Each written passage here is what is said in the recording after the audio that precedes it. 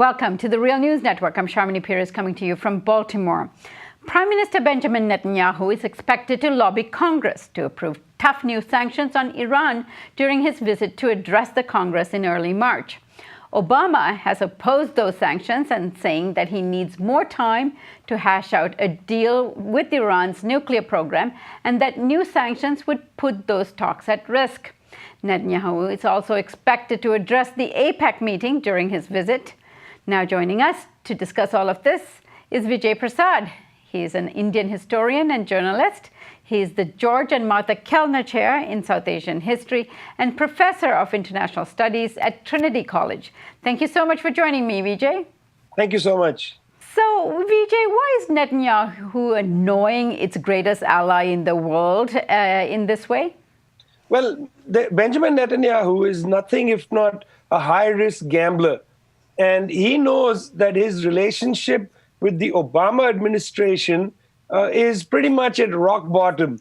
And he has been opposed to the only rational, way to move forward with the Middle East standoff, which is the agreement between the United States, Western European allies, and Iran on the question of the nuclear program that Iran has. There is no other way to go with that program than to have talks. Mr. Netanyahu has utterly opposed it from the beginning. Mr. Obama has staked his political capital on the success of those talks. So in that sense, Mr. Netanyahu's trip is premised on the idea that it will somehow destroy the talks. Unfortunately for him, I actually think that his arrival in Washington in early March, speaking both before the Republican-controlled Congress and before APEC, is going to help Mr. Obama move an agenda with Iran rather than hurt it. I mean, don't forget, Sharmini, that regardless of what the Republican-controlled Congress does, they will need 67 votes in the Senate to overturn an Obama veto.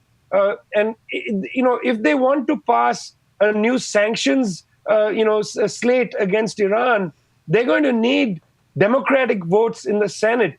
And by Mr. Netanyahu so blatantly snubbing his nose at Mr. Obama, it's very unlikely that those Democrats are going to vote for the Menendez-Kirk, plan to increase sanctions. And because of that, Obama is going to get his way. I think this is going to backfire on Benjamin Netanyahu and on the Republicans. Vijay, how is all this playing out in Israel prior to an election on the 17th of March? Is this going to carry favor among voters? Well, I don't follow Israel very closely. It's internal politics. But it's true that people have said there's been a drift rightward in Israeli society. And it is likely that some kind of brash statement might appeal to a section of the Israeli electorate. But again, this is high-stakes poker. It is also likely that if Mr. Netanyahu goes head-to-head once again, this is not the first time, once again, if he's seen to go head-to-head with Barack Obama, this might be detrimental to him among sections of the Israeli public who don't want to alienate the Americans, who, after all, are their main backer on the international stage.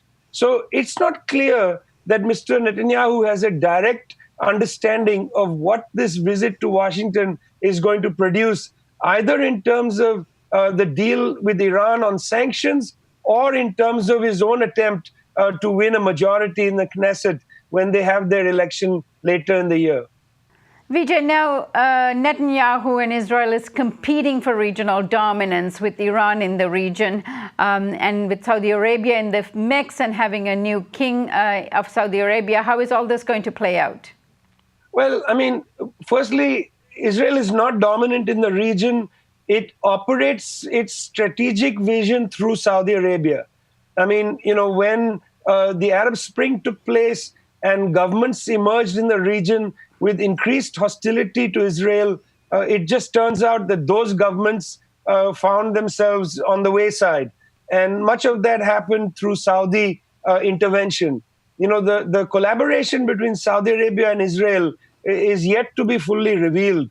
But, Israel itself is not capable of having a regional hegemony largely because it is entirely the case in all Arab countries that Israel is essentially persona non grata, despite the fact that Egypt and Jordan have peace agreements with Israel. So they have to operate through Saudi Arabia. Saudi Arabia has a new king. It's not clear exactly what the direction will be in the kingdom vis-a-vis Israel.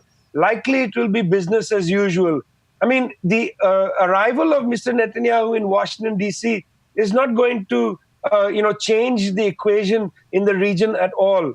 Again, it's a very risky proposition from Mr. Netanyahu. Increasingly, public opinion in the United States is turning against Israeli military usage in that region, particularly, of course, its asymmetrical domination against the Palestinians. So rather than handle that shift in public opinion, this is simply going to cement a very large block of the American public that are increasingly turned off by Israel's agenda in the region.